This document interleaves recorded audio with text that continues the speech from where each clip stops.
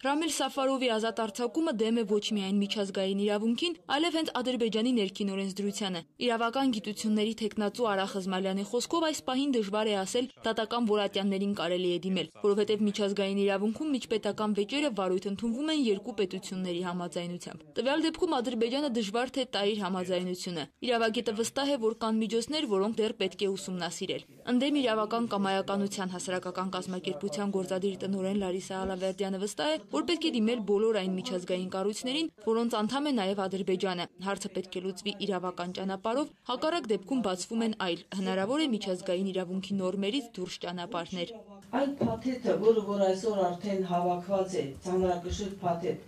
որը ապացուցում է, որ Ադրբեջանը պետական մակարդակով է տարածում եւ իրականացնում եւ մշակում ռասիստական քաղաքականություն։ Հնարավոր է, որ մենք այդ բոլոր ատյաններում բարձրացնելով հարցը հավաքենք փաթեթ, այնպիսի որոշումների վերլուծելով այդ փաստաթղթերի, այսպես ասած, ծանրությունը, այս կշիռը, մենք կարող ենք արդեն դիմել եւ այլ ատյանների։ Պետությունը կարող է պատասխանատվություն կրել մասնավոր անձի արարքի համար, տվյալ դեպքում ադրբեջանական մի շարք պաշտոնյաներ հերոսացնում են եւ շարունակում են հերոսացրել Ռամիլ Սաֆարովի գործողությունները եւ այն, որ նա Ադրբեջան ոտք դնելուն պես ներում է ստացել Ադրբեջանից, թույլ է տալիս եզրակացնել, որ կան բավարար ուժեղ հիմքեր